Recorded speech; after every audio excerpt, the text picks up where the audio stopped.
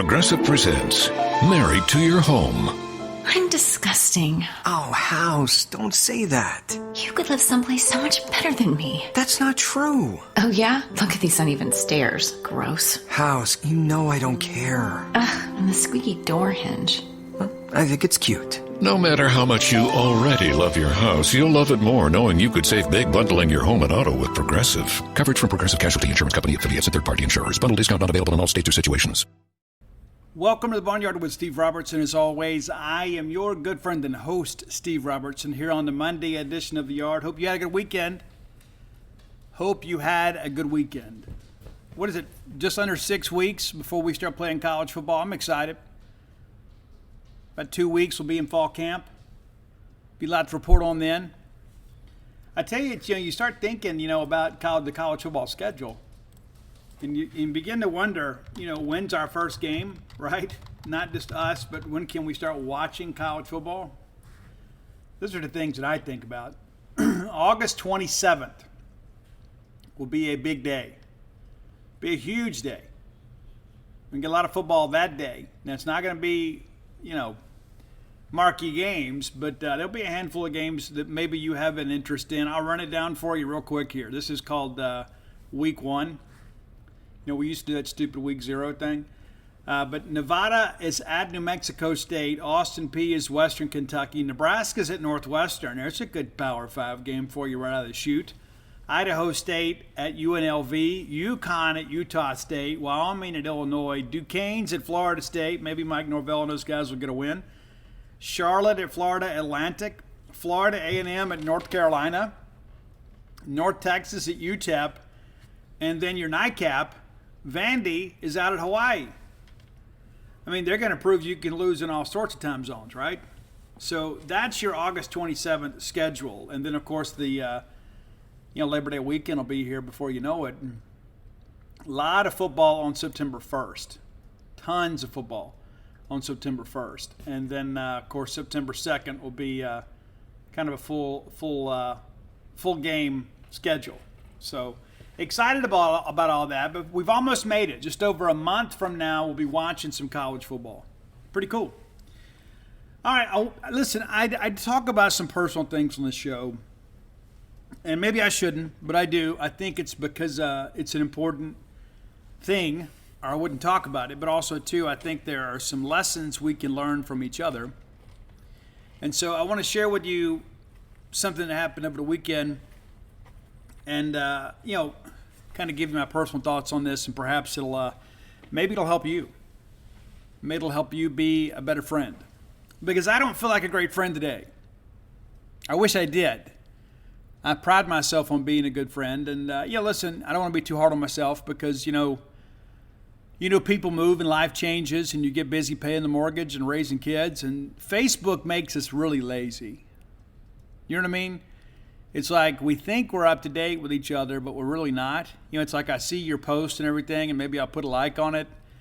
And it's not the same as like picking up the phone or having that direct text conversation. Say, hey, how are you? What's going on?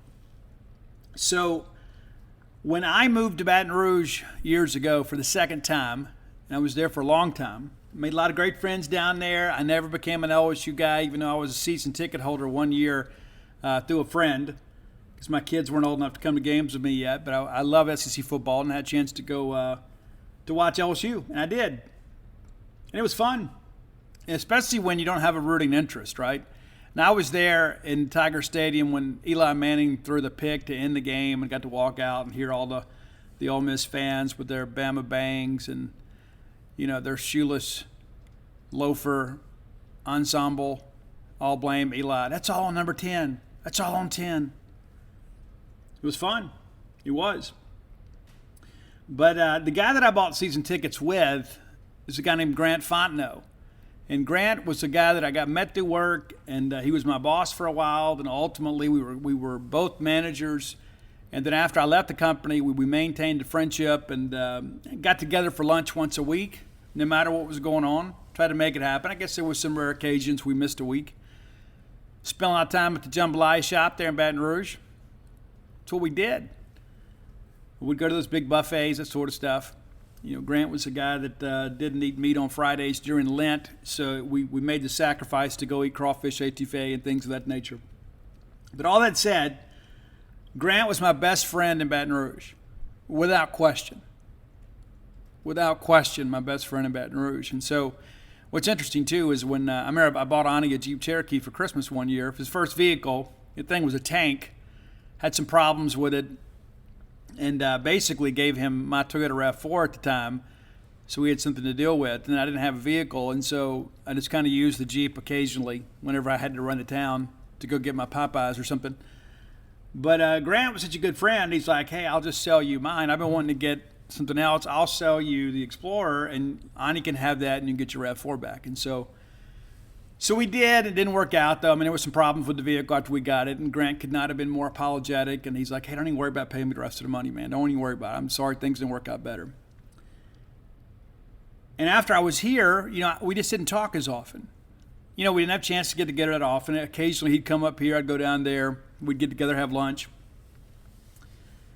And then, he'd comment on Facebook stuff, or he'd share a post, or, back when all the Hugh Freeze stuff was going on, I'd hear from him, and, he was very excited about all that stuff.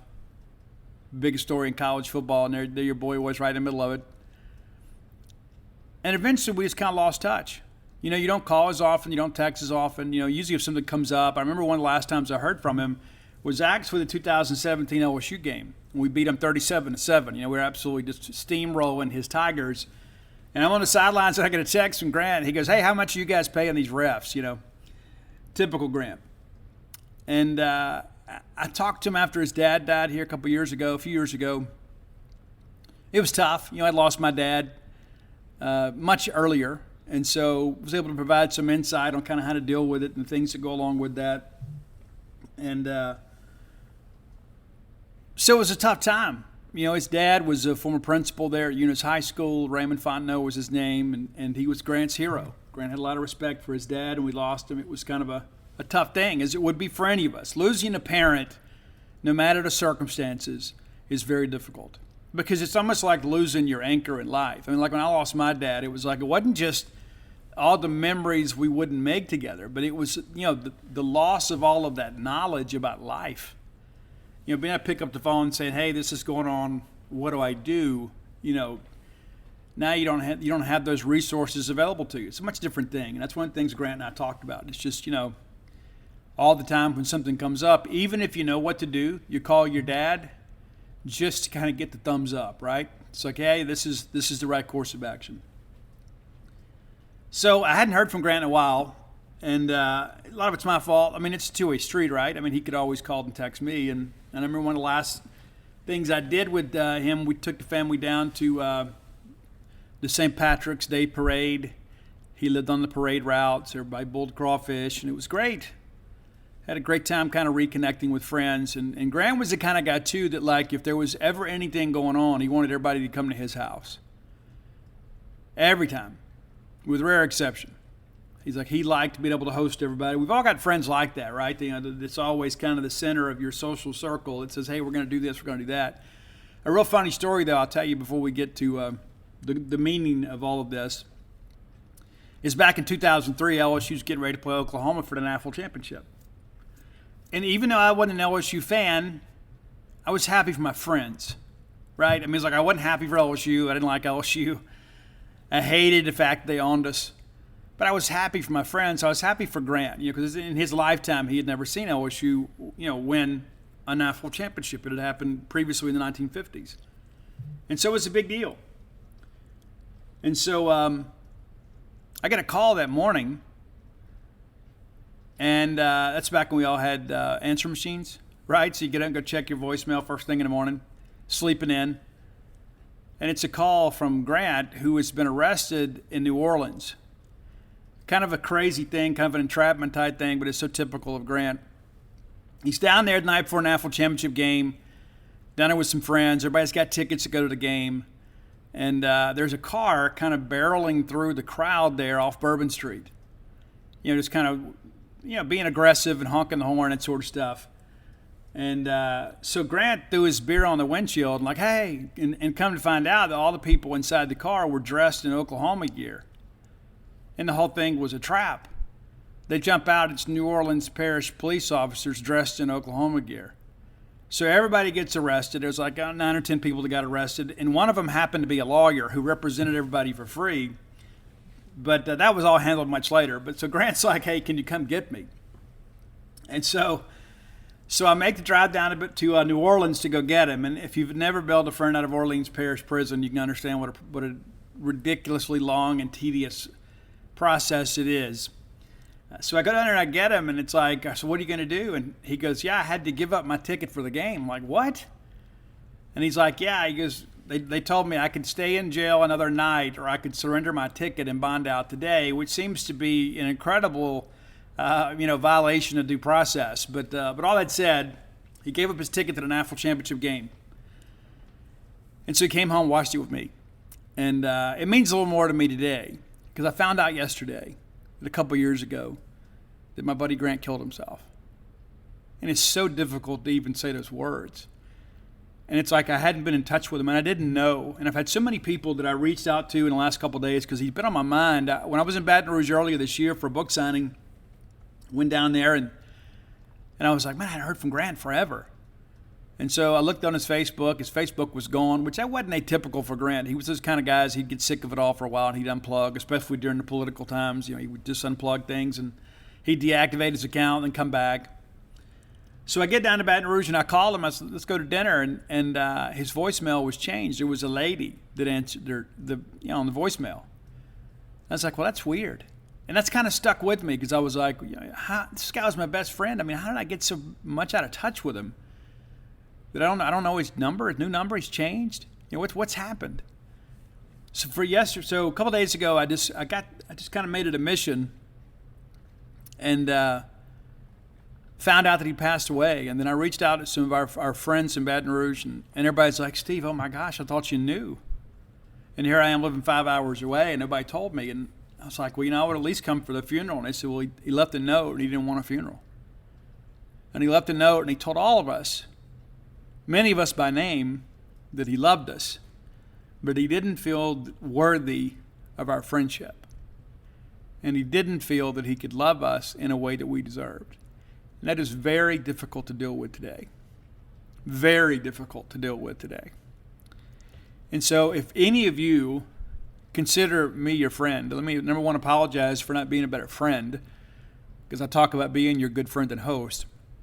But also, too, I didn't want to get today off on the wrong foot, but I didn't want to save this to the end of the show.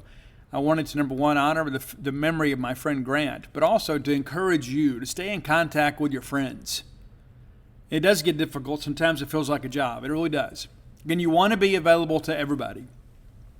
But one of my friends made the comment and said, you know what, Steve, we never saw this coming. We were around him all the time. We talked to him, texted him just about every day. Never gave any warning signs. Never suggested in any way that he was struggling. So don't take that burden on. Don't feel like, hey, I should have been there. Hey, I should have called. Hey, I should have done that. Because we were all calling. We were all here. And it's almost narcissistic of me to believe that perhaps I could have changed the outcome. But I just want to share that my personal experience with you and encourage you to check on your friends. I talked about this on Facebook yesterday, but I think it's so important to maybe hear my voice and kind of understand how important all that is. And it's like, we get so busy, man, chasing this and chasing that. And, next thing you know, it's like, man, I hadn't talked to them in 6 months. And it's a year. All of a sudden you get out of the habit of keeping in touch. And then it's like one day you look up and it's like, hey, man, you heard so-and-so's in the hospital. Like, no, how come nobody told me? We got to make it our business and make it our mission to check in on our friends. And, again, it's a difficult thing. I will deal with it. There have been so many people that have reached out and called and said, hey, Steve, sorry you're dealing with this. Even though it's happened some time ago, it's brand new to me. And so I'm dealing with this grieving process now. And so I took a couple days to myself, took the weekend, and just said I wanted to talk about it on the show. And again, I hate to be a downer. I really do. But I think it's one of those situations that maybe it's a good reminder for all of us. You know what? I got to make sure that people know that I love them. Because I never know what they're dealing with. Never, ever, ever know what they're dealing with. And to say this is a shock is to put it mildly. So, Grant, rest in peace. And for the rest of us, let's all work hard to lift each other up, because life is tough. Life is very difficult at times. All right, let's thank our friends at Bulldog Burger Company. That's a great place to take your friends.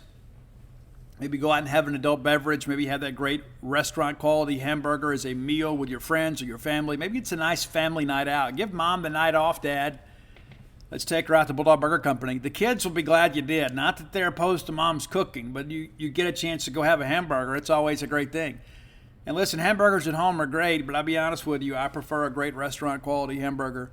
Nobody does it better than Bulldog Burger Company. Go by and see them today. 3 great locations to choose from: University Drive in Stark Vegas, Gloucester Street there in Tupelo, and the brand new one, Lake Harbor Drive there in the Ridgeland Flowwood area. Be sure and have the spring rolls while you're there. They'll make you better looking.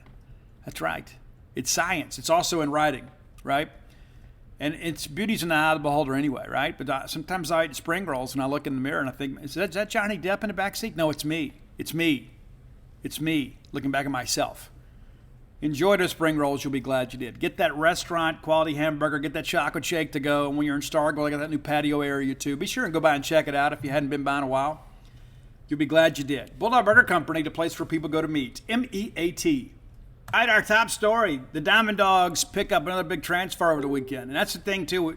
It's going to get hot and heavy, right? Things you're going to see decisions made pretty quickly, because the fall semester is going to be here before you know it. Paul Skeen's still out there taking some visits. No decision quite yet from him. We're still waiting for that decision. So we did get a decision over the weekend, and one of our visitors over the weekend decided, you know what, let's make this thing happen. So shortly after the conclusion of his visit, left-handed pitcher Tyler Davis will be a junior this year from Virginia Commonwealth University, the VCU Rams. We saw them in the regional last year as a freshman. He didn't pitch against us. He did pitch in the regional. But 6'2", 210-pound left-hander, a guy that has worked some out of the bullpen, worked some as a starter. Looking at the numbers for his freshman year, we'll get to know him pretty good here. So he had 21 appearances during the 2021 season. Ended up with 53 2/3 of an innings pitched. That's an awful lot. Gave up 55 hits. That's a hit per inning. That's not great, but again, it's a freshman. And he pitched some big innings for them, obviously, pitched in the postseason for them. 27 walks against 53 strikeouts as a freshman. It's 2-to-1 ratio. Allowed 12 doubles, 1 triple, and a couple dingers. Just a 1 wild pitch, 6 hit by pitches over the course of a season. Went 9-2 on the year with 5 saves as a freshman. Ended the year with a 4.86 ERA. That's inflated a little bit. It increased by 3/4 of a run after his second appearance against Campbell. He had 1 appearance against Campbell in the regional where he got 1 guy out and had a couple walks. Had a tough time, his first NCAA regional appearance. Comes back in the second one. Campbell got to him a little bit, but 1 2/3 of an inning, 4 hits, 5 runs. But outside of that, he'd been really good. Now, let's take a look at last year's numbers. These are the things, again, it's to watch guys develop. That ERA came down to 3.60. 60 innings pitched for him. Had a 5-3 record this year. Worked deep into some ball games, usually around 80, 90 pitches or whatever, I guess. Some a little bit longer. But this could be, that left-handed matchup guy out of the bullpen. He's a guy that'll compete. He worked some, I guess, as a starter, kind of an opener type guy. But this is a piece that we desperately needed. We talk about, we know what Pico's going to be, right? I mean, we feel good about Pico. But then you begin to think about, what other left-handed arms do you have? Well, you don't have a lot. I mean, Chase, Cole Cheatham, showed some real flashes down the stretch last year. I think he's going to be a good piece for us too. But you'd like to have a guy that can work deeper in the ball games. Like to have that long reliever. Maybe you throw a right-hander out there as an opener, and everybody throws all those lefties in the lineup, and you bring in that lefty and chew up all those left-handers. So Tyler Davis, one of the better relievers for those guys last year. Let's see, he had 15 starts last year. So more of a starter last year. Again, I told you no saves. But look at the numbers: 3.60 ERA, 5-3 record, 17 appearances, 15 starts, 60 innings pitched, which was third on the team.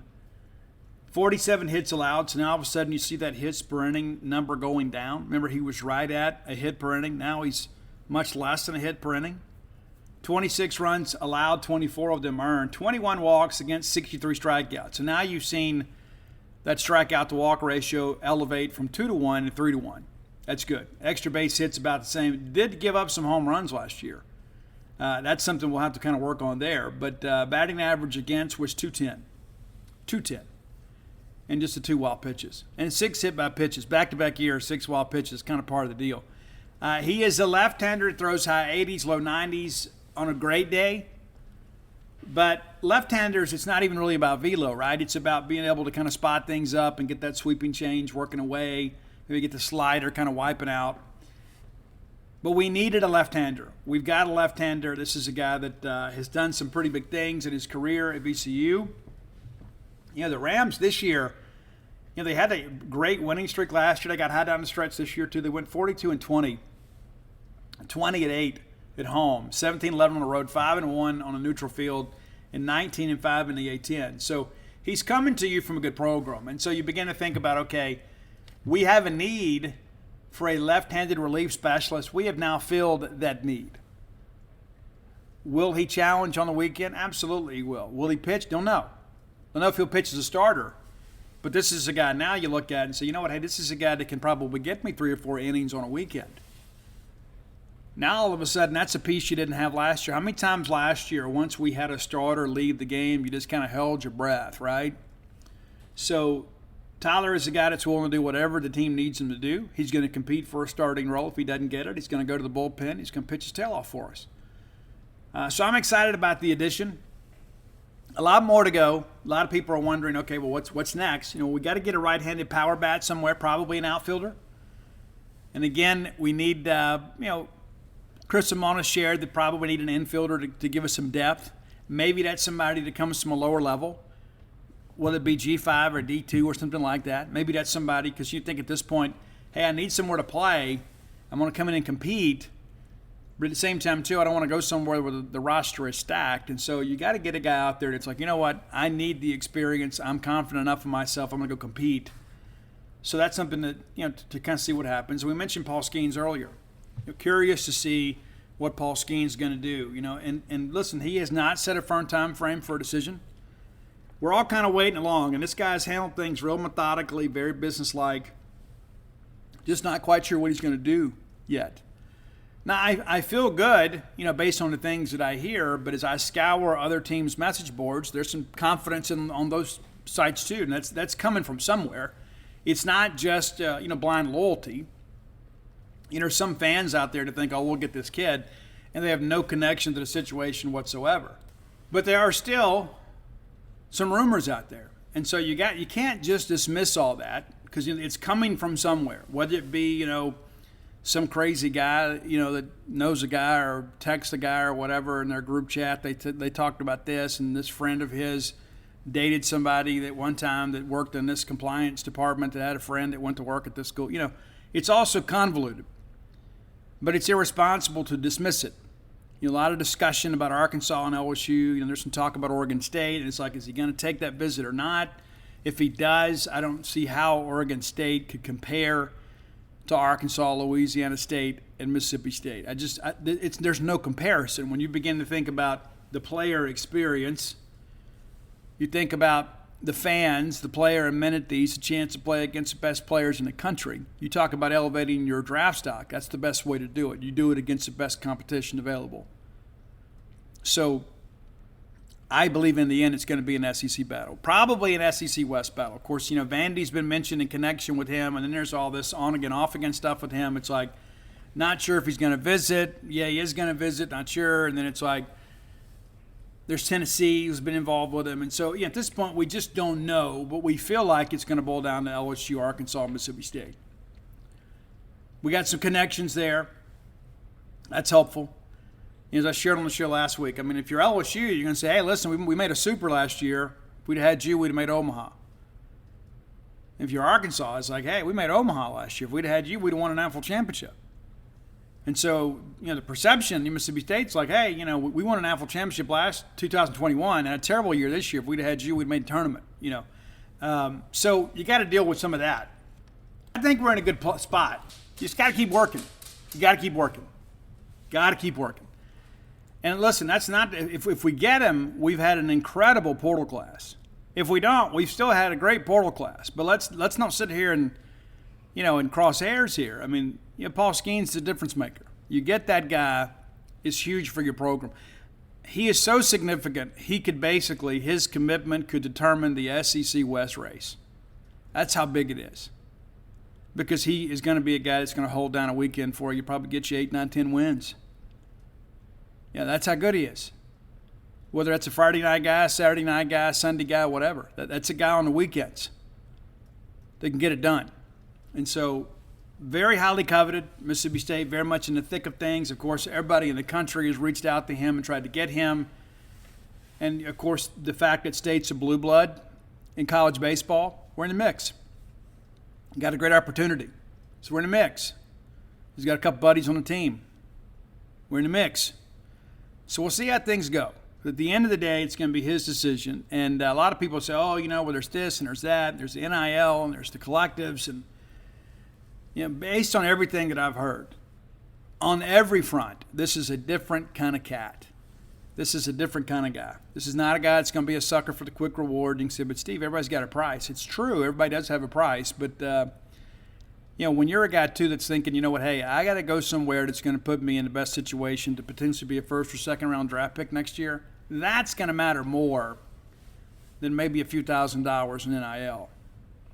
And you read a lot of stuff on the internet because it's all true, according to Abraham Lincoln. And there are a lot of these things out here, a lot of these deals that get out there that just aren't true. We've looked into them. We've asked some questions. And a lot of these you're like, oh, well, this guy's getting, $100,000. Well, yeah, it's like over the course of 5 years, and there's some, some work he has to do too. It's like people are thinking, well, they're just paying these kids to come attend this school. It's not that simple. And maybe it should be in the eyes of some. I think that we're at a very dangerous juncture in college athletics. I think there are a lot of people that have strong opinions and potentially have some influence that are very self-serving in their interests. I don't think they're looking out for the student athlete. They're looking out for themselves. It's like all of a sudden this opens up a new revenue stream for us. Forget the schools. Forget the fans. It's not even about the players. It's about a contract, right? It's about what can I get for me? What can I do for me? How much money can I put in my pocket?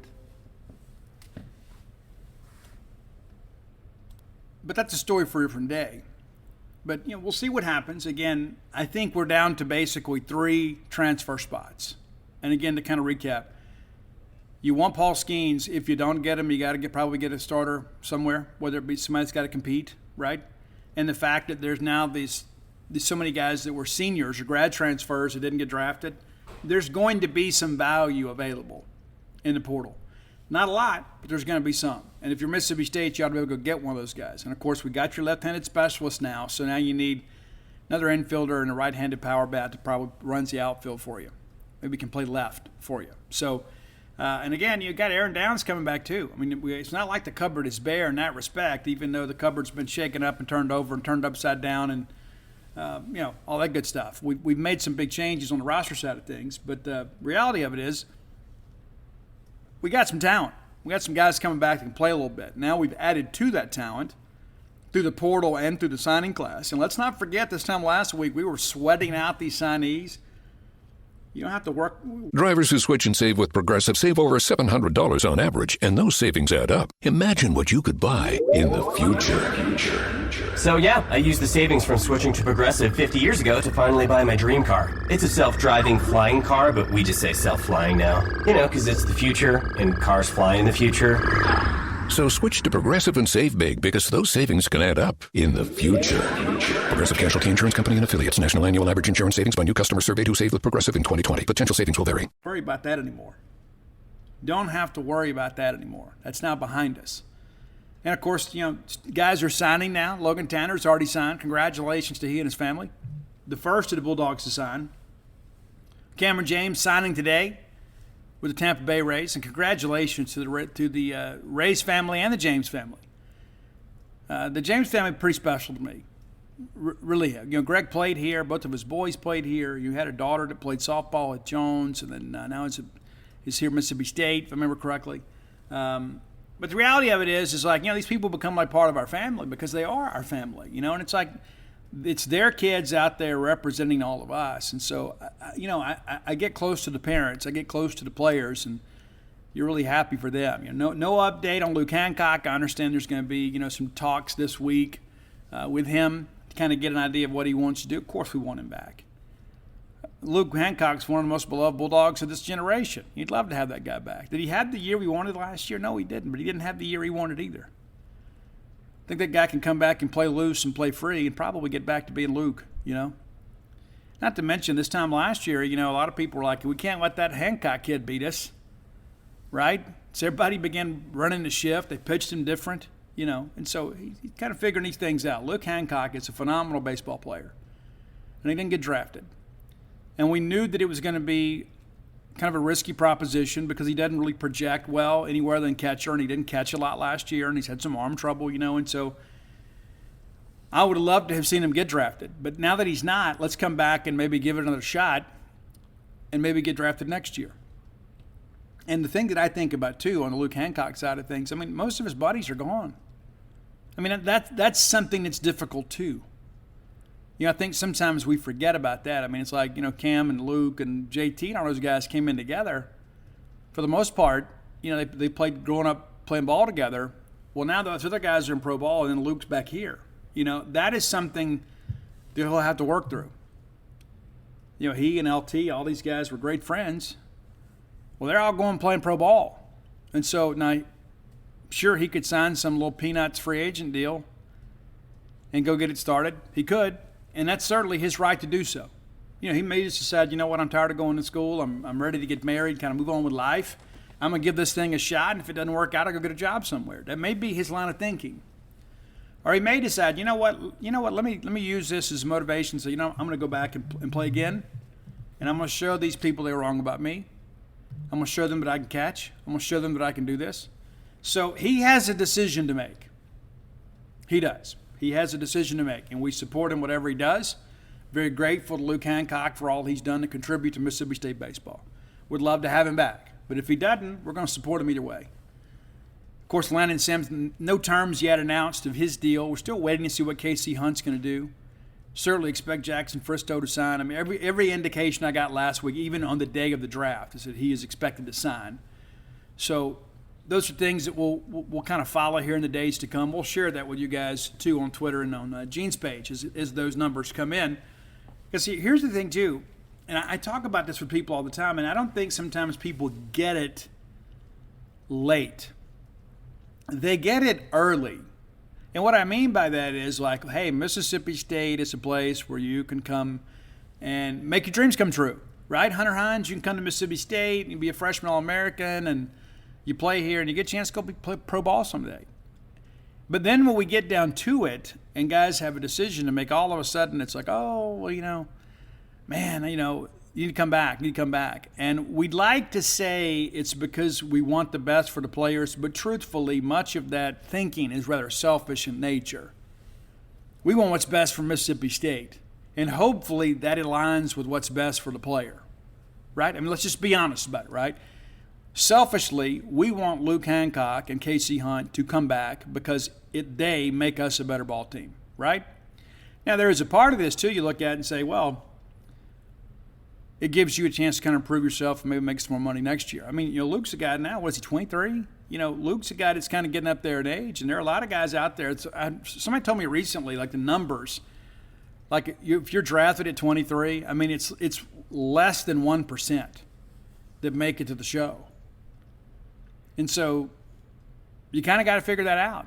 And so, but, let's not be disingenuous in our commentary. We want what's best for Mississippi State. We believe what's best for Mississippi State. Those guys come back. They have to decide what is best for them, and then hopefully that aligns with what we feel is best for Mississippi State. But good, bad, or indifferent, if they leave, I'm very grateful to them for wearing the M over S and representing us with such dignity and class. They were part of a national championship team, and then last year, and I'll be honest with you, many of these guys played harder for you last year than they did in 2021. And I don't mean that as a criticism. I mean that as this thing kind of began to go sideways, they tried harder and harder and harder because they knew that the pressure of the season rested on their shoulders. They didn't have TA and Rowdy and Will Bednar. They didn't have those guys, Len and Sims. They didn't have them down the stretch. And so they did their absolute best. And I can assure you, it wasn't for a lack of effort, wasn't for a lack of trying, lack of care. They wanted to go out there and do it for the M over S. And I can tell you from talking to some of those guys, it is absolutely devastating to them to leave with the 2022 season kind of as their last mark at Mississippi State.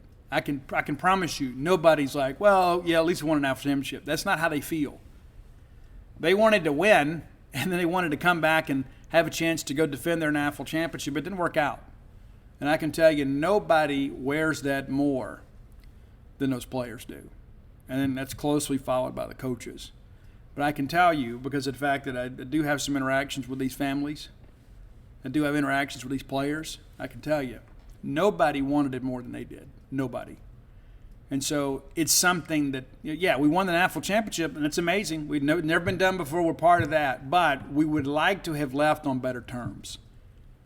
I can assure you that's the case. It was never a situation as, oh, we've already won a national championship, so I can just go out there and be selfish this year. That was never the motivation.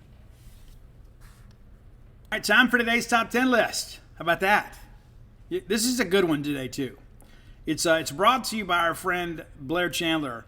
Visit him at closewithblair.com. Great place to do business, and I'm a firm believer in this. I like to do business with Bulldogs whenever I can because I feel like we understand each other. Not that I always want the Ken Folks discount, but I do. But if I'm going to go spend money, especially on a major purchase, if I got to go spending money anyway, I'd rather give it to one of y'all. Right? That's just how it is. Maybe I feel differently than most people. People are like, hey, Steve, well, I'm looking for the best deal. I am too. But I want to get the best deal from a Mississippi State person. And even if the deal is comparable, I'm gonna err on doing business with the Bulldog because I'm a Bulldog. Right? That's just, I believe in keeping it in the family. So Blair is a Bulldog, has a place here, grad here, season ticket holder in 2 sports. His phone number, because we're family, 601-500-2344. 601-500-2344. So if you're looking to refinance, and maybe you should be, maybe you're living paycheck to paycheck, and maybe this the grind of having to fight through all this revolving debt is getting to you. Maybe you hadn't been able to afford to take a vacation. Maybe you need some home improvements done. There's a lot that happens in life that your equity can help you with. Get Blair working with you on that. Or maybe perhaps you're looking to buy a home for the first time. Maybe you've been turned down before. Listen, Blair is a guy that kind of deals in hard knock cases, right? He takes them all. Been doing this 21 years, man. He has seen, trust me, there's not a loan application he hadn't seen. There's not an appraisal he hadn't seen. There's just all in a day's work. So reach out to Blair at closewithblair.com. That's C-L-O-S-E with Blair, B-L-A-I-R.com. And mention to him you heard about him on the Boneyard. He's going to pay for your appraisal. How about that? A lot of people want your business. Blair is proving it by giving you the inside scoop there.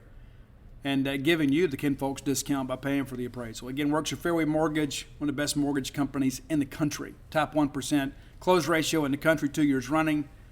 You know the deal. CloseBlair.com. Okay, so here we go, top 10 list. I tell you guys from time to time, if you send me your list, send them to Roy, this is better, at Dawgmatic67 on Twitter. That's DAWGMATIC 67. Follow him on Spotify, the same username there. But every so often, somebody will send a handful of ideas, and there's one that kind of piques my interest. That's the case today. We'll thank our friend Alyssa, who messages me regularly when there's a ball game going on, and it's like the they'll give up a hit or something. Ball game, I have to kind of coax her down off the ledge. She's a gray bulldog. But she reached out and gave me a ton of ideas. I sent them to Roy. The one that we're going to do today is a very interesting one. It's songs that appeared on the soundtracks or were prominently mentioned in John Hughes movies. You say, Steve, okay, I'm a young person.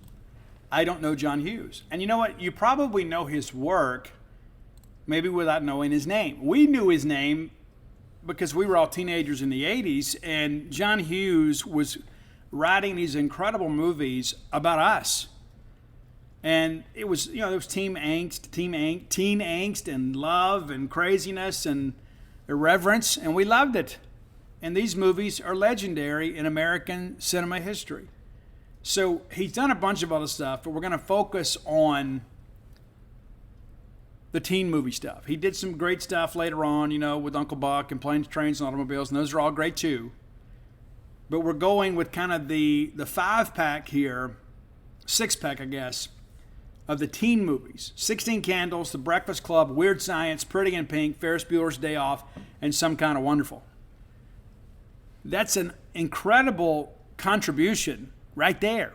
Like if he never did anything else, these are legendary movies. Maybe Some Kind of Wonderful, maybe not be quite as well known as some other ones. It's a good one. Leah Thompson's in that movie. So we're going to pick these through. Now, one thing I want to say, I was very specific with the list because I was so inspired by this, and I said, you know what?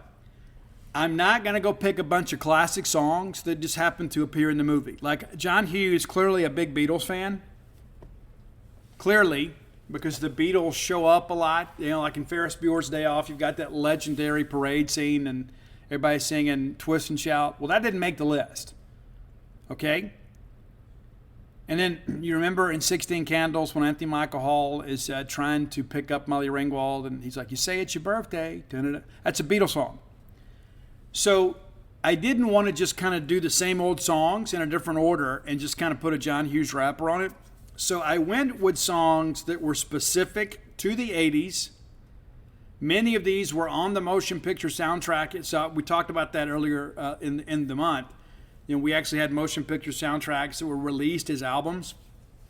Many of these songs released on those motion picture soundtracks.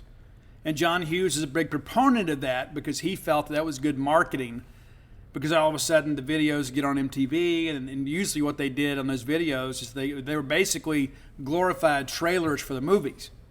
But there's some legendary songs, and what's funny, a lot of songs that were on motion picture soundtracks were kind of outtakes. They were songs that maybe weren't good enough to make an album. Maybe they were a B-side or whatever. There were not a lot of songs that were written specifically for movies. Blaze of Glory by John Bon Jovi may be different. He actually went and watched the movie and then wrote the song. Kind of like the song Iris from City of Angels. They watched the movie and then went and wrote and scored that song. Because I'd give up forever to touch you. That's what that's about. That's about that movie. All right, so let's get to it. And again, these are songs that are very, very, very 80s. And a lot of them are not big hits. But they're songs that you'll remember when you hear them. You're like, oh my gosh, I remember this. All right, from Some Kind of Wonderful, your number 10 song is from a band called Flesh for Lulu. And the song is called I Go Crazy. It's kind of a synth pop thing, a little bit up-tempo. Pretty cool little track. It's number 10 because there's kind of some legendary stuff at the bottom of this list. Number 9, this is a song from 16 Candles. Late in the movie, it comes on, and it's one of those songs, too, that kind of lifts the scene. It's a song from General Public called Tenderness. And I think this is probably a song that most people would have never heard if they've not seen the movie. I think the movie made this song a bit of a hit. All right, number 8, also from the 16 Candle soundtrack, and this is kind of what the movie ended up with. This was kind of like the final score. It's the Thompson Twins, is If You Were Here. If You Were Here from the Thompson Twins, and of course, it's Anthony Michael Hall and Jake Ryan and everybody. They end up being with who they're supposed to be with, and this song plays in the background. All right, going back to Some Kind of Wonderful. Now, this is a band, too, and this will give me a chance, too. You're going to think, Steve, well, you're just kind of trumping on music you didn't like. So the alternative music in the 80s, while a lot of people look back at that with this big feelings of nostalgia, a lot of these bands couldn't play. And a lot of these singers couldn't sing, but their lyrical content resonated with some people. Like there were a lot of people that say, yeah, listen, you put on Motley Crue and Rad, and that's all cool, but I just can't identify with those guys. I mean, you got guys, dressing like women and singing like guys, and, it doesn't resonate with me, and so it resonated with me. I just wanted to rock. I didn't care what they were wearing. That's up to them. Making a difference to me, how people look and dress and whatever. But I loved it. But there were some people who were like, you know what, that just doesn't, all that over-the-top stuff, the Marshall stacks and, the big light show. I just want to go in and watch a band play. And so college rock kind of gave way, in many respects, to a new wave of early alternative music. And it really is, the genesis of all this is the 80s. And a lot of this is represented in these motion picture soundtracks because these were bands that were trying to make it. So to get one of their songs associated with the motion picture soundtrack gave them access to a new fan base. And that was the case for the group, the Jesus and Mary Chain. The Hardest Walk is our track today. But they're a band too. Like I've got some guys that message me all the time like, Steve, you don't do enough 80s alternative. And I'll be honest with you, a lot of it's because I didn't like it, but also too, I don't want to disrespect you guys. I got one guy that's on me all the time, and I say, hey, send me your list. I will listen to it, then I will rank them as I like them. Okay, so that may not be your favorites at the top. I will give it a good go. So we're going to work on that here in the next week or two. Number 6, I like this song. This was an alternative song, but these guys could actually play. It's a band called Killing Joke, and the song is 80s, which is very, typical, right? Great track from the Weird Science soundtrack. And if you don't know the Weird Science movie, what are you doing with your life? I mean, after watching that movie, we all fell in love with Kelly LeBrock. She was originally in The Woman in Red. Here's a little trivia question for you, too. That was one of the first PG-13 movies. The very first one was Red Dawn, but The Lady in Red, it was like this whole wave of movies came out at one time with a PG-13 ranking, which made us want to go see it even more because it wasn't rated R, but it wasn't PG. It was kind of somewhere in the middle, right? But listen, the Weird Science, it's kind of a cautionary tale. It's like, hey, you go get your dream girl, then you find out kind of who you really are and who you really want. And so while the movie is very over the top and very funny and a lot of teen sophomoric humor in it, it's a pretty good message in the movie. But Killing Joke, a great one. All right, number 5, one of my favorite bands from the 80s that's not from Los Angeles on the Sunset Strip. It's a band called NXS. That's right. And they had What You Need. And it's so many great songs. Michael Hutchence, beautiful man, beautiful singer. Had a very untimely death. He was an addict. If you've never watched that documentary on Michael Hutchence and Sir Bob Geldof and all that stuff, it's a very sad story. And some people die, but in the end, Sir Bob Geldof actually comes off looking like one of the greatest men in the world. And remember, he's got to put Live Aid together too. But that guy took on some responsibilities that weren't his own because they were the right thing to do. But NXS, man, the glory of Michael Hutchence. The song off the Pretty in Pink soundtrack is Do What You Do. And again, it feels like a B-side, right? It's like you put it on there and you're like, this doesn't sound as good as the stuff, like on Kick. It just doesn't. It's around this, like the instrumentation is similar, but you're like, that doesn't have the hook. Not quite as catchy, but still a good song. NXS, Do What You Do, your number 5 song. Number 4, we're going back to Weird Science. We're going with a title track from the great group Oingo Boingo. That's right.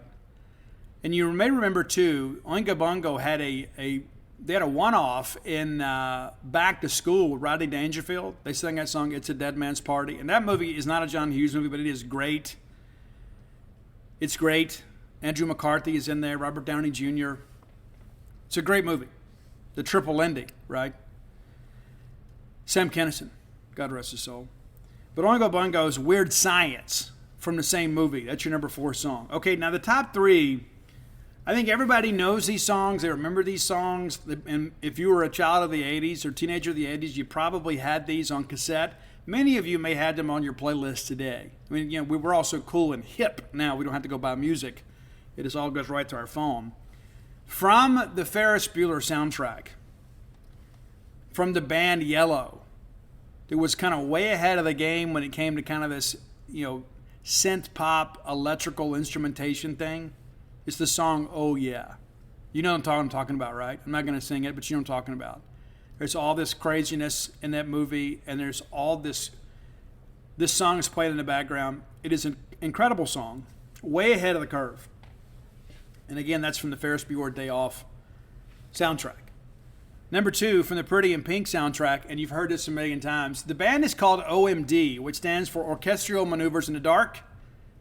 And the song is If You Leave. If you leave, don't leave now. It's a great one. It's very, very 80s. Very, very 80s. Kind of this lover's lament.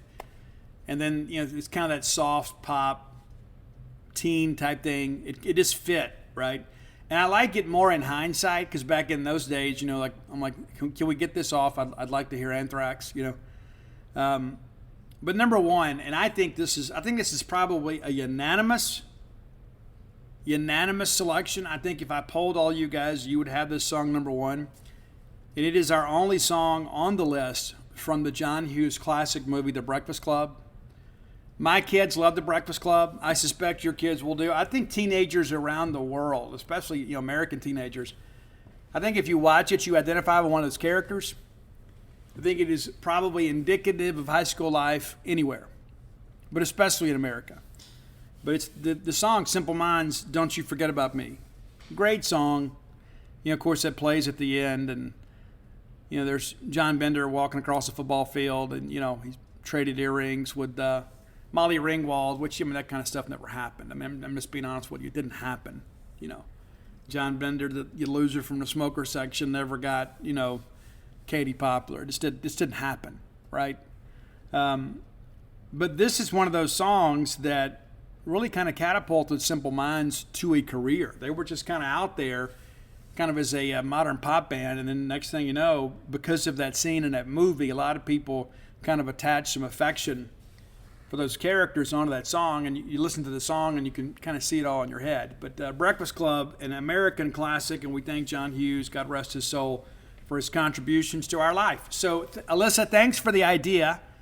Hope you guys enjoyed the top 10. But again, not a lot of hits on this list, but I'm telling you, when you hear these songs, all of a sudden there's going to be this familiar refrain, and then like all of a sudden you're going to think, am I wearing like that Electric Youth perfume from Debbie? It's like all of a sudden you're going to be transformed back, because music is the ultimate time machine. So hopefully you'll enjoy this list today. And if you have ideas for the top 10 list, reach out and let us know. Again, it's best if you hit up Roy. If you send them to me, I'll do my best to screenshot them and send them to Roy so we can kind of get them on our list. We appreciate your support of the top 10 list. And again, Dogmatic67 on Twitter and on Spotify to kind of keep up. All right, next segment of the show brought to you by the fine folks at Campus Book Mart. I went by there on Saturday, and it is phenomenal. Absolutely. If you hadn't been in a while, I encourage you to go. It's probably 3 times bigger than before. They have moved the bully shop upstairs. You don't have to walk downstairs. Downstairs kind of off limits now. But the selection at Campus Book Mart has never been better. Never been better. So go by and check out the new selections and the new renovated bully shop. It's going to be a big year this year. It's going to be a great fall. Go ahead and outfit your family in latest in Mississippi State merch by go in and shop it in person or visit them online. I encourage you, out-of-state Bulldogs, to patronize Starkville businesses. I know you love this place like we all do. Maybe you don't live here, but it's a special place to you. And so let's patronize these local businesses, and Campus Book Mart, a Starkvillian institution. Check them out at campusbookmart.net. And by being a loyal Boneyard listener, we'll give you a phrase that pays, and that is BSR, which stands for Beautiful Steve Robertson, and that'll get you free shipping on all orders over $50. Any order less than $50, absolutely incomplete. That's campusbookmart.net. Okay, so this Friday, we're going to have Top Dog Camp, the final summer prospect camp of the year. You know, the dead period lifts this week. There's a lot going on, so you'll have some guys on campus. So a lot of people are like, hey, Steve, so what should we expect? Well, let me tell you what to expect, okay? That's why you tune in, right? It's like, I want to get some insider information, Steve. I don't just want to have somebody to recap ball games. So that's why you're here. That's why we started the show in the first place. Mississippi State, I think, is recruiting at a pretty good level. I wouldn't say great yet, but we could change that very, very soon. There's not anybody in the class I would throw back, though. And that isn't always the case. Mississippi State currently sits with 9 commitments. That's Ty Jones, the highest rated commitment. He is an athlete, running back, linebacker out of Bay Springs, Mississippi. Joe Crocker, offensive tackle, our most recent commitment, jumped in the boat here on July 18th, a week ago today. Seth Davis, the running back from Katy, Texas, led 6A Texas high school football in rushing last year. Very explosive player. Not the biggest guy, but a guy that's very good in the open field. Malik Alice, the top-rated offensive lineman in the state of Mississippi, committed to Mississippi State way back in April. Nakai Poole, a 50 offer recipient, wide receiver from Norcross, Georgia, 6'3", 205. Joseph Head, one of the first to jump in the boat this year, out of Holmes County High School there in Lexington, Mississippi, a 6'4", 210-pound edge, committed back January 22nd. Has not wavered in his decision since that time. Jalen Abram, the guy that committed shortly after coming to Mississippi State for a camp back on June 18th. He was set to take an official visit. That got canceled. He says, you know what, let me just go ahead and make the move here. I don't want to waste anybody's time. Kelly Jones from Clarksdale, you guys know that I'm a big proponent of his. Could be a corner, could be a safety, like his length, like his athleticism. The lowest rated recruit in the class, which is not a negative. I think when you look at the guys that are available to Mississippi State in this class, I think, number one, this guy is underappreciated as a recruit. But it's safety Dante Kelly out of LaFleur County. That's over in Itabena, Mississippi. Just under an 85, 247 sports composite, 6'3", 203 pounds. That can really play. So that's what you have right now. So, Steve, who are the new toys, right? Who are the names we should expect? Well, I feel really good about Zachary Tillman. He is an athlete. I believe he will be a Mike linebacker in this scheme. 6'2", 230 pounds. Got a handful of offers. I'm to be honest with you, I thought Ole Miss would offer him early on. There are some Ole Miss connections around him. We feel like we'll be fighting that the entire process. That said, they camped him, didn't offer him, which surprises me. But, their strategy is a little different than ours. And, again, not being critical, it may work. He has offers from UL Lafayette, Louisiana Tech, Memphis, Mississippi State, so they're missing Tulane. So we are the only Power 5 offer. I am perfectly okay with that. We offered him very early. You watch his film, you won't have any questions about his ability. Came to camp last month. I really thought something would happen sooner rather than later with him. I think he wanted to get out and go camp and kind of see what things look like and kind of how everybody was receiving him. I think now he realizes he is very much a priority to Mississippi State. So we'll see how that goes. But I expect him to be a Bulldog. I think there's a good chance it happens this weekend. He's coming back. Mom, family members, I think his grandparents coming with him. Traditionally, you don't put Memo and Papaw in the car just to go take a trip, right?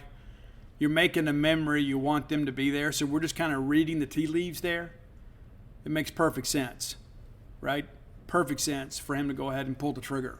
We had some commitments last year around this time. We were hoping Stone Blanton would do something R.J. Moss did and ultimately didn't end up in the class. But Top Dog Camp is really the last chance for a lot of these guys to kind of commit in person.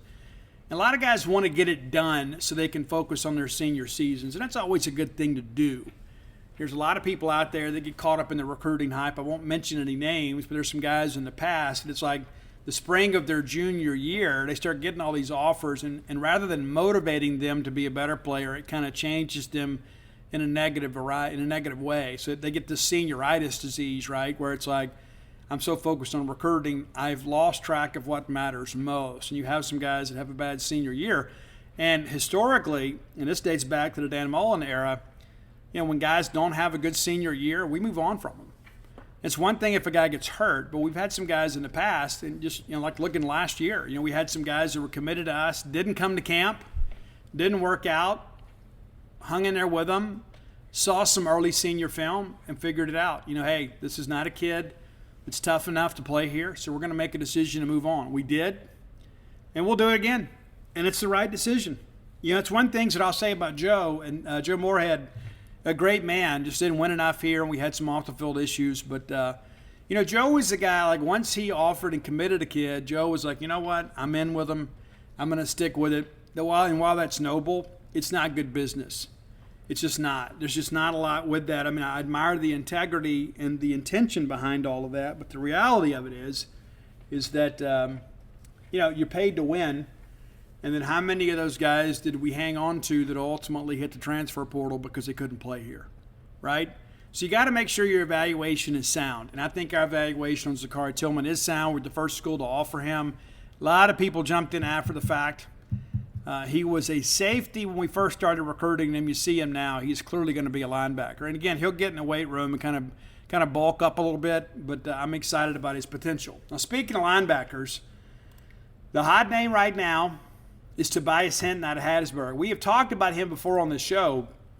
When we had him in the June camp, I thought he was good, bordering on really good, but not great. Thought he was good, not great. He is currently ranked as the 5th player in the state of Mississippi.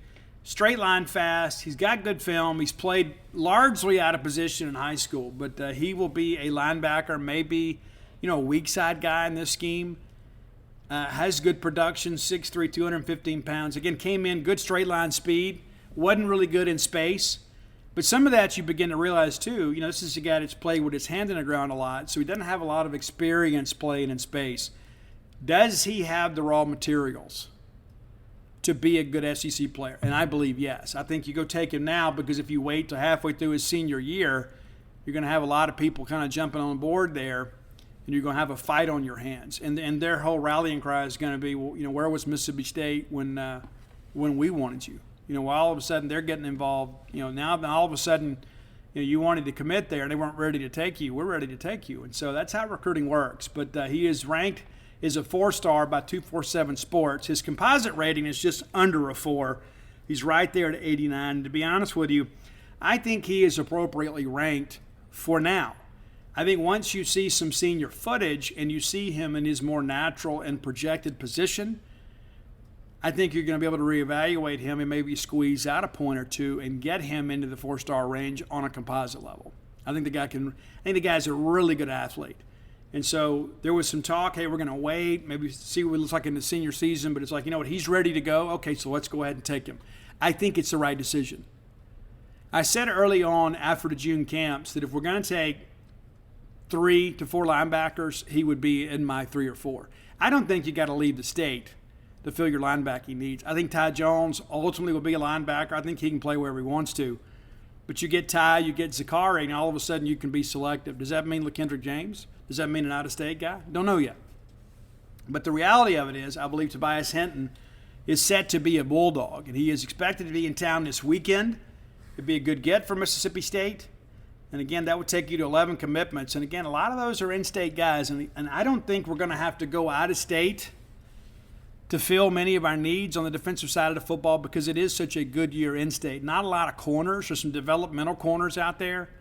Jaleel Fleming from Vicksburg is a guy that I like a lot that doesn't have an offer yet from Mississippi State. He will camp this weekend. And I think he's a guy that could play his way in. And Jaleel's a guy, too, like if you look at his film, and I think there's no question he'll make the Miss Al game. This is a guy that's already got a handful of offers, but they're all G5s. But he's in your home state, and he's also teammates with Caleb Bryant, who's currently committed to Utah. And if I was to put a list of guys like the 5 most likely to flip to Mississippi State, Caleb would be number 1 on that list. But again, a lot of G5 and some FCS offers for Fleming. But this kid can really run. He's a long, rangy guy. And sometimes you ask yourself, are we that much smarter than everybody? No, we're not. But the reality of it is I think when you have guys that are raw athletes in your state that have the potential to develop, and you begin to think about, okay, look at this cornerback room. You got Marcus Banks, you got DeCarlos Nicholson. You're going to have those guys for a couple years. That gives this kid a chance to develop a little bit. And then you begin to realize, okay, well, if I have to go back in the portal to find a guy that can play opposite him, I can do that, or I hope I can do that. But I think that's another guy to watch this weekend. Now, the big name that everybody's talking about is Chris Parson. What is Chris Parson going to do? Now, Chris expected to be here this weekend. I don't think he makes it Friday. If he does, he probably makes it late. And maybe that's better. Maybe that way you've got the full day on Saturday. Now, you'd like for him to be there Friday to kind of interact with recruits, but if he's not, I think it's okay. You're here Saturday. Maybe you stay the night. You got family in town. Is the decision imminent? I think it could be. I think Chris is a guy, too, that kind of wants to get this done again before he gets into, his senior season. And as a quarterback, you want to get it done in the spring, ideally, and Chris thought he had it done. And he recently shared on Instagram, a picture of him in a Mississippi State uniform wearing number 1, Chad Bumpus' number, right? And his comment was, Mississippi State fans are going to go crazy when they see this. And it is crazy. His dad, Lamont, attended school at Mississippi State, got a master's degree elsewhere. But this is a guy that's got some roots in Starkville. This is a guy that has family here in Starkville. And he's a guy, too, that kind of revolutionizes the air raid a little bit. And I don't mean that in a disrespectful way to our current quarterbacks by any stretch. But this guy, Chris Parson, is a better athlete than some of those guys. Like if you lined up in a foot race, if he has to tuck it and go, he's a little more of a weapon than some of our guys. Some of our guys, they need to be in a pass-first offense because that's what fits the skill set. Chris is not a typical dual-threat guy. He wants to play in a pass-first scheme. He wants to get things together, wants to be able to demonstrate that he can throw the football. He didn't just want to be a one-read quarterback and just tucks it and goes. And there have been some successful guys that have used that formula over the years, but I think Chris is a guy that wants to be coached and wants to be developed into more of a passing-type quarterback. He's got a good arm now. I mean, he makes the Elite 11 finals for a reason. You may have seen over the weekend, too, or last week, that Dak Prescott sent out a message. Happy birthday to Chris Parson. Can't wait till you're a Bulldog. Now, how about that? How about that? The Dak Prescott of the Dallas Cowboys sending a message or putting a video out there. Can't wait to see your Bulldog. I mean, come on. We talk at times about, hey, nothing ever happens, and it's like, oh, we're so upset because, Fletcher Cox said his high school on TV, what's up with that? And you got Dak Prescott, arguably the greatest quarterback in the history of Mississippi State University, out there wishing to recruit well on social media. Yeah, that's pretty impressive, right? Don't you think that meant something to the kid? What would it mean to your kid? Not even, forget the fact that your kid's probably not going to be a quarterback, but you get the stamp of approval, the greatest quarterback that's ever played at Mississippi State, a guy that goes publicly. Didn't just send it privately, publicly. It's pretty incredible. And so when I think about, some of the criticisms of the Mike Leach, recruiting efforts, I look at that sort of stuff, and I don't know that anybody put Dak up to it. Somebody may have put a bug in his ear. But the reality of it is this is big-time type recruiting. And so, again, I expect Chris Parson to be the quarterback. Does it happen this weekend? I'm kind of leaning in that direction. I don't know for sure, but I'm kind of leaning in that direction just because of the fact it's getting late. It's almost August. First day of school is tomorrow in Starkville, which is weird. I mean, like I remember it was almost a revolt when I was in high school, and we didn't start the Monday after Labor Day. We started like the Monday before Labor Day, and then we got the Labor Day holiday off, and it's like, come on, It's almost like we were being prisoners, It's like, and now look at these kids. Now they're going to school a month before we all did. Whatever. I'm glad this is my last year dealing with that. I can promise you that. My last year, my youngest, Ian Robertson, is a senior at Starkville High School, and so we won't have to deal with the year-round school schedule next year. All the Robertson kids will have graduated, 3 of them from Starkville High School. So I think about this deal with Chris, not to chase the first day of school rabbit trail for very long. There's not a lot of pressure to commit, but you also don't want to put pressure on the school you're going to commit to. You don't want Mike Leach sitting around thinking, man, what are we going to do about a quarterback? Do we wait this kid out? I mean, we've given him our best shot, and he still don't want to come here. What do we do? Do we go chase somebody else? What's left? this late in the game in the quarterback era. And again, State's offered just 8 quarterbacks in this class. What do? Do you recalibrate and go get a guy that's maybe beneath what you want as a quarterback? Do you just decide to punt? I think it's Chris Parson. And I think the reason that State hadn't offered other quarterbacks is because they think it's Chris Parson. When things started going south with Brock Glenn and Paul Jones and I were both talking about, things, you seemed like it was a done deal. Then all of a sudden it's like he seems to be him-hawing a bit. And then we go out and offer Chris Parson. It's like as soon as we began to realize this Brock Glenn thing wasn't going to work out, we made a pivot and offered Chris Parson. And I'll be honest with you, and I know that people at Florida State will disagree with me because they're biased as well. If you had told me we could get Chris Parson over Brock Glenn back when I thought Brock Glenn was trending to Mississippi State, I'd have made that trade 100 times in a row. Nothing against Brock Glenn. I think he's going to be a great college quarterback. And again, I think it says a lot about Mississippi State that they were on him first for the most part. So we're on the right kids. We clearly identified him early and evaluated him correctly because now he's got offers, from Auburn and Georgia and Florida State and Ohio State. And first there was us. But if you had told me 2 months ago, hey, if you had your pick between Chris Parson and Brock Glenn, I would pick I would pick Chris Parson and never look back. And so basically we're able to make that trade. And when is the last time, honestly, think about this, and we touched on this a while back. When is the last time that Mississippi State had Florida State gearing down when it came to quarterback recruiting? Right? We're going to get the guy they had, and they're going to get the guy we thought we had? Okay. I'm good with that. But how many times in our history have we made a Power 5 school nervous about a quarterback? In the modern era, I can't think of any. Truly. I'm sure Sawyer Robertson's suitors probably said, hey, he likes Mike Leach. That may be some trouble. But, Chris Parson was committed to Florida State. He wasn't just a guy on a recruiting board. He was committed there. He was still committed there when we offered him. He was still committed there when he came and visited our campus. And all of a sudden, he goes to Elite 11 and then decommits. And so I think that's rather interesting. That it shows me that Mike Leach is kind of throwing his weight around a little bit.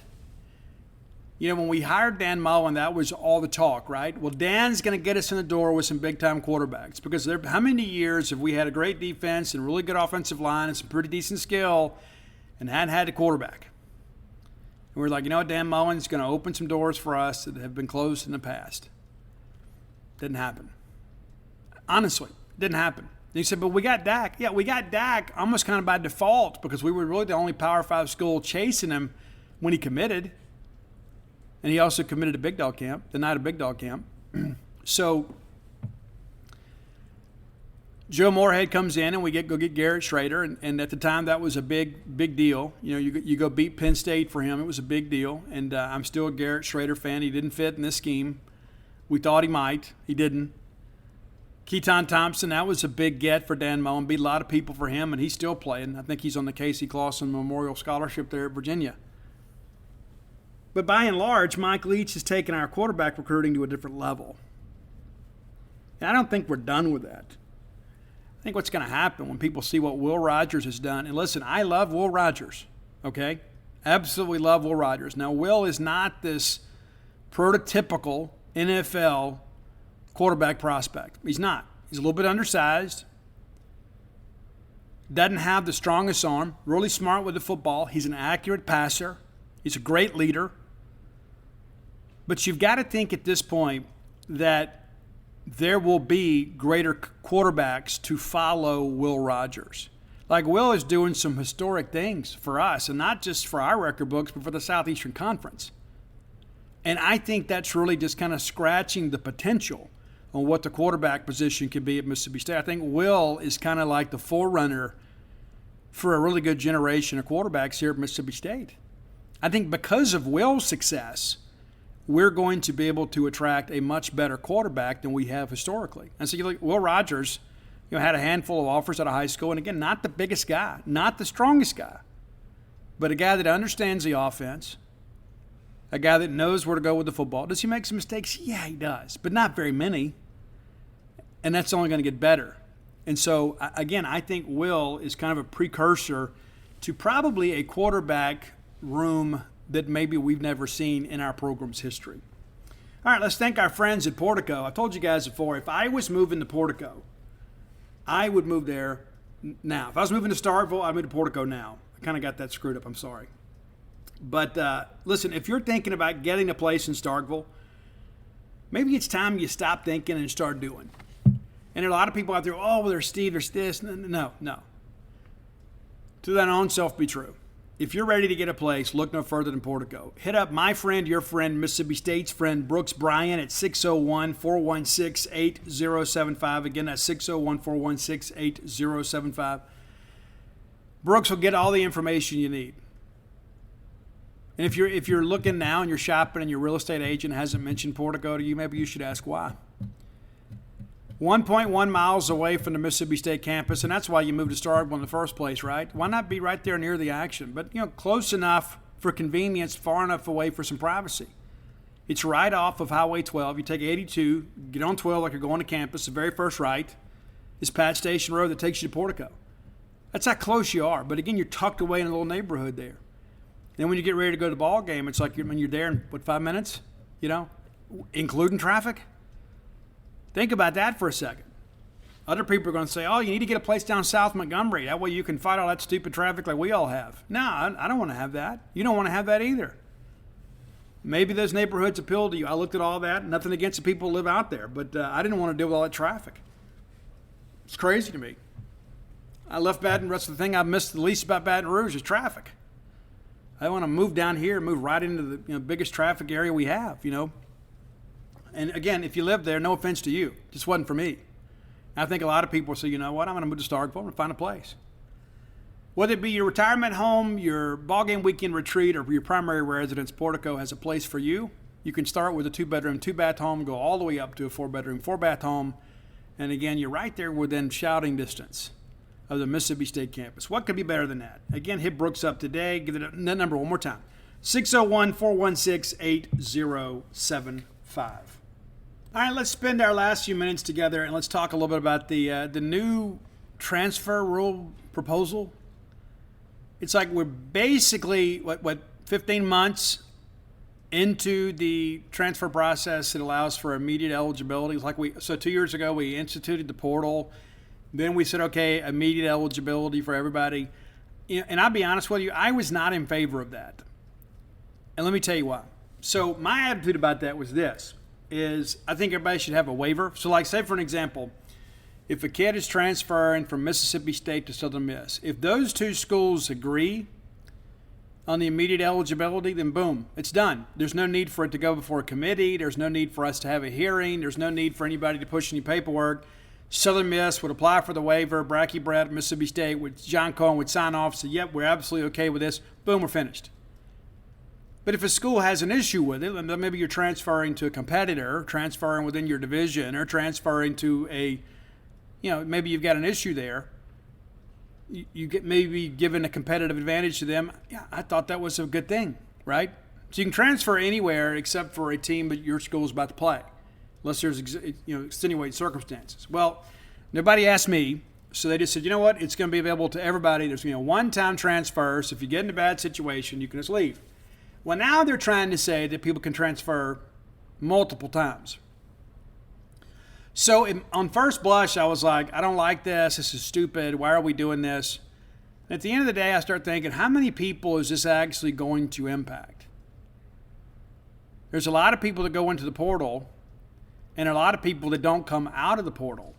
And a lot of people that go in that were maybe marginal signs from their previous school. Maybe they're a developmental guy. They don't develop and they go in the portal thinking, well, it's the coach's fault, and then nobody picks them up.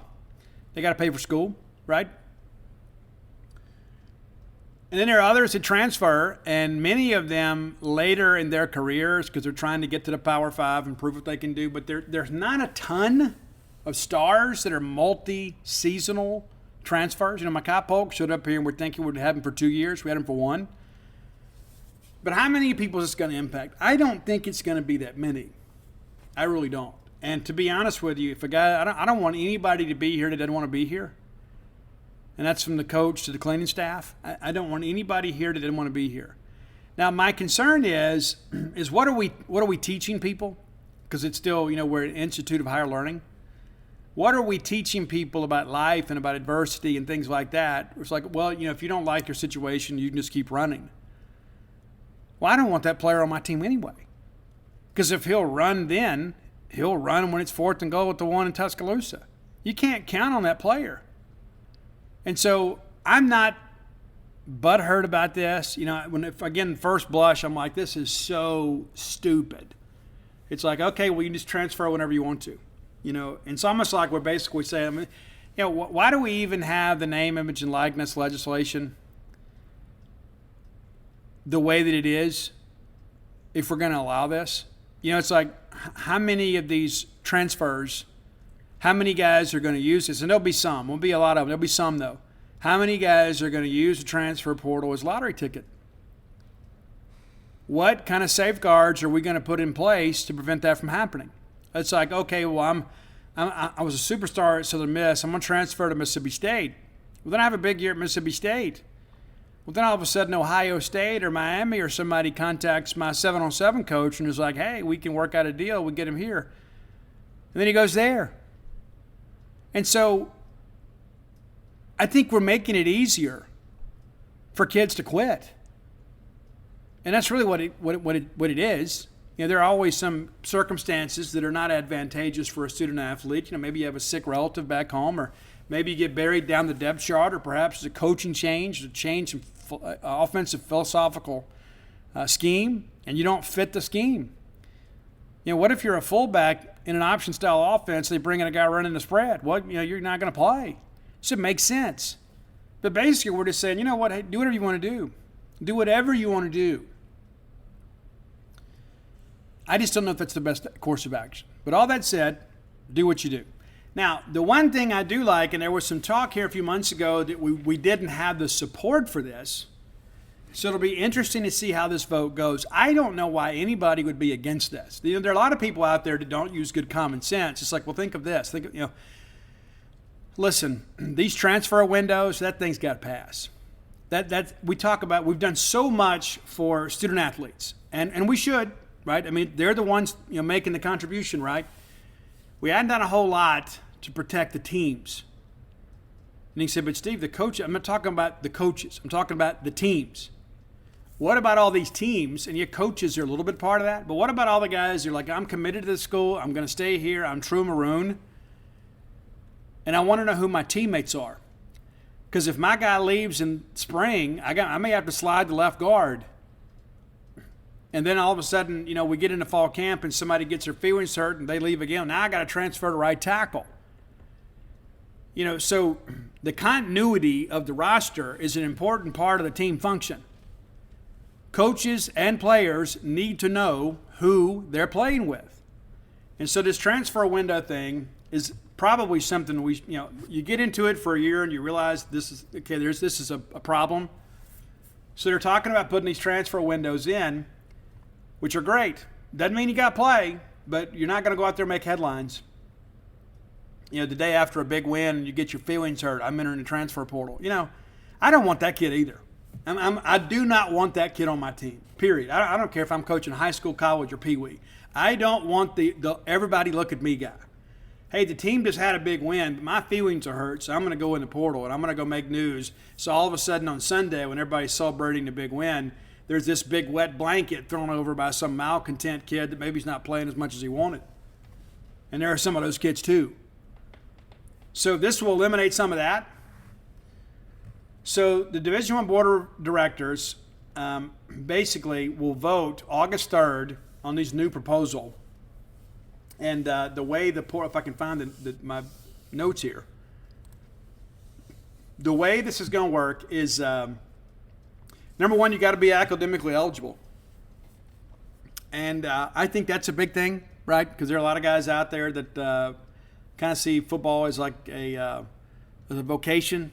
So they're just trying to kind of make their way through. So you got to be academically eligible. And you say, well, Steve, that doesn't make a lot of sense. Well, there are guys at times that get on academic probation and then continue to have team functions. So you wouldn't be able to do that. Like, you wouldn't be able to be a bad student and then go transfer out. And so you would have a total of 60 calendar days to provide a written notification of a transfer. That could be a text, be an email. I guess you could send a telegram. Fall sports would have a 45-day window. And you say, well, what does that mean, 45 days? Well, basically, the end of the championship weekend, the conference championship weekends, like the weekend after Atlanta. So like this year, it'd go from December 5th to January 18th. And then you get a second one in the spring. So we get through with spring practice, and now you've got a 15-day window in the spring. That's not just to be recruited. That's just to say you're going to be in the portal. So you can enter the portal in. So let's say I enter the portal in December, and then, I can transfer in the spring. Then I go in the portal in May, and then I can still enroll for one of the summer school sessions or even fall camps. You still got plenty of time to be recruited, but you only have a couple weeks there in the spring to notify teams that you're going in the portal and looking to seek a transfer. I think those are great things. That's something that I've been a proponent for some time, because we have skewed things too far in one direction. Like, we have gotten, and again, I am very much a proponent for student athletes, but we have almost become a little bit over the top in that. And so there's no protection for the rest of the student athletes. So the student athlete that is leaving, well, he has all these rights and responsibilities and all these privileges, but all of a sudden his teammates don't know from one week to the next who's going to be here. Then that's not fair. That shouldn't be that way. You say, well, Steve, such is life. Well, that isn't the case. This is a system of rules that you can put in place. You can have some guidelines and protocols. And again, I think we have gotten in many respects, too student-athlete conscious. Too. And I'm not going to be the get off my lawn guy, but I think we're at a very dangerous juncture in college athletics. Very dangerous. It's like, okay, I sign a national letter of intent. I know the rules before I do it. I understand it. And it is a privilege to play college athletics. It's not a right, it's a privilege. So I kind of sign up, hey, this is what I want to do. And then now all of a sudden I want to renegotiate the deal. Life doesn't work that way more times than not. I mean, you can't go sign a contract with your employer, agree to certain terms, and all of a sudden you get halfway through the contract like, I don't know that I'm going to do this. And so if you want me to stay here, this is what we're going to have to do. We're going to have to change that, But all that said, I think that the transfer portal is a very good thing in many respects, because we've had some basketball players in the past that signed, and they were recruiting reaches under Ben Howland. They were. And we found out pretty quickly, well, those guys have an opportunity to go somewhere else and play immediately, maybe at a lower level, maybe outside of the Power 5. That kid shouldn't have to sit, right? And even when Ben Howland was our coach, Ben wouldn't want that kid to sit. You wouldn't want that kid to sit. They came in here, they gave their best, it didn't work out. They weren't good enough to play here. So that shouldn't be a life sentence. You should have the ability to transfer and be immediately eligible. I think everybody would agree with that. I don't think there's any problem at all with that. But the problem kind of comes in now where it's like, okay, well, now that we've attached NIL to the transfer thing, now you've got people out there that maybe it's not about playing time. Maybe it's about paying time. And there are other people that would say, well, Steve, it's about time they have the ability to do that. Yeah, I think we all can agree that this is basically self-will run riot right now. And there are some extreme cases. I mean, I'll tell you, there's a lot of, talking to some people, on college campuses, there's a lot of NIL fatigue too. Like your current players. It's like, okay, yeah, you sign an NIL deal and that's great. You send out your tweet. Well, then there's stuff you got to do. It's not like they're just giving you money. You still got to go do it. And there's a compliance office that's going to ensure that you do. And so there have been some players on your team that have turned down NIL opportunities just because between school, workouts, meetings, social life, trying to go back home, they don't have a lot of time to do all this stuff. And so That's the side of this nobody really talks about. Everybody's like, oh, well, the kid that went to Miami got, the Publishers Clearinghouse sweepstakes to go there. Well, that makes the headlines. But this other stuff's not as sexy, so nobody reports on it. But the reality of it is there is some NIL deals out there that don't get filled, or they're shopped around until somebody says, yeah, I'll do it, because a lot of guys don't want to do the things required as part of the NIL contract. And there are some of you that say, well, Steve, nobody's really doing it. Well, yeah, they are. Maybe not everybody, but these young men understand that. And they talk to them. They love it. They say, hey, it's so great to be able to have a little pocket money, to be able to buy some clothes and take a girl on a nice date, be able to go do some things with my friends. But there are only so many hours in the day. Simple as that. So, again, we're in transition right now. It won't always be this way. They'll figure it out. Whether it's a collective bargaining agreement, a unionization, and I'm not in favor of unions or whatever, but, maybe there is a deal brokered at some point that kind of levels the playing field a little bit. I think that's probably the best case for everybody. And then in addition to that, I think the transfer portal thing, I think if we're honest with ourselves as Mississippi State people, if we did not have the transfer portal this year, what would your excitement level be about baseball next year? Let that sink in for a second. Take a deep breath with me. You'd be excited because it's Bulldog baseball. But would you really expect us to bounce back and maybe be a team that's in contention for hosting next year without the transfer portal? Honestly? I wouldn't. And I think that I'm, among the most well-connected when it comes to Mississippi State baseball. And I can tell you, if we didn't have a transfer portal, we'd be better next year. And maybe we make a tournament somewhere. But the transfer portal has been a great thing for Mississippi State baseball. A great thing. And so it's easy for us to kind of get out there and look down over our top of our glasses and say, oh, this transfer portal stuff, we didn't do all this when I was a kid. But at the same time, too, we're benefiting from the portal. So it's a blessing and a curse in many respects. But, again, I don't want anybody here. They don't want to be here. If a guy's not committed to the M over S or committed to maroon and white, that's fine. I don't take that personal. Because at some point, if that guy's not truly committed, he's going to let you down in the ball game anyway, and you're going to want him gone, right? And there are a lot of guys, too, they get here and they begin to realize, you know what, the chances of me playing a lot here is not very good. I'm going to go somewhere I can play. And it's easy to say, well, they should battle through the adversity and learn to compete, and I get that. I do. I'm kind of built from that old school, too. But it's not my life. I'm not the guy that's having to sit there and work hard every day and never get in a ball game knowing that I could maybe transfer down to Southern Miss and play. You only get a short time in life to play sports. And again, I'm very, very, very student-athlete, right, friendly. Very much so.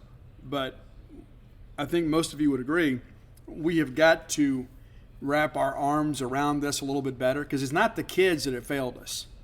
It's not the players that have failed us. They're just kind of, using the processes and protocols that were put in place by the adults. It's the leadership that has failed all of us in many respects. Those of us that love college athletics. This could have been a great thing, and rather than the NCAA getting out in front of this and saying, okay, here's what we're going to do, guys.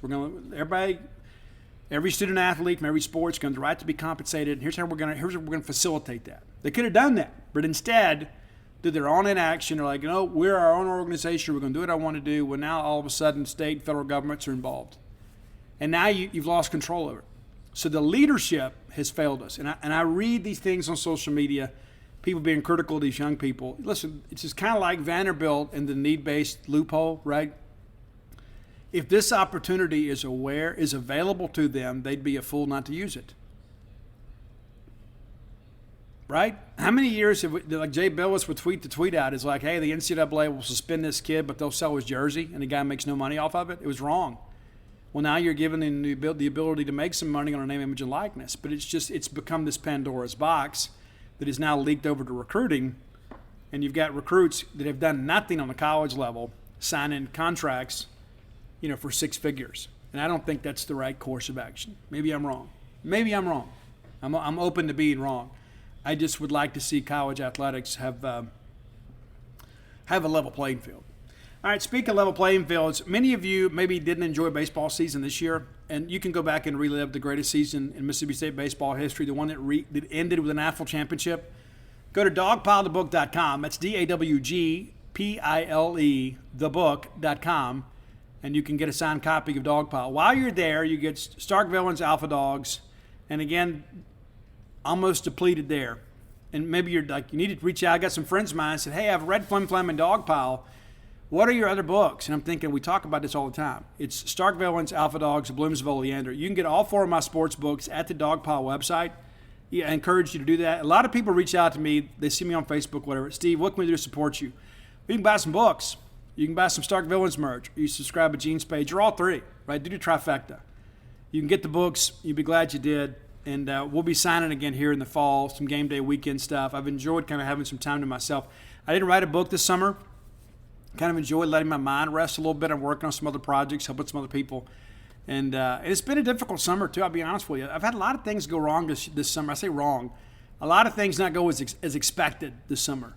And I don't know if they're wrong yet. We'll just kind of see how life goes, right? I mean, sometimes things happen. It's not what I expect, but the end result ends up being better, right? So let's not judge them in the moment. Let's judge them in hindsight. But I've enjoyed not having to write on a book this summer. I'll probably get the urge next year. But we'll see. Again, I got a couple things I'm working on that I'm eager to talk about when the time comes. But all that said, if you're looking for those books, go to dogpilethebook.com. And Starkville merch, always available at starkville.com. Or a Starkville shirt yesterday for the first time in maybe 2 months. Dude, where'd you get the shirt? Starkville.com. Very, very easy place to find. And then, as always, come to genespage.com, be a member, and you'll be glad you did. The Mississippi State affiliate at 247sports.com. That's it for today. Until next time, let's all live our lives in a way we make more friends than enemies, and people can see a difference in the way we live. At Progressive, we know there's nothing like the feeling of riding a motorcycle with your crew on the open road. It's a primal, wild freedom, a feeling that would be impossible to recreate on the radio. Until now. Hit it, sound effects guy!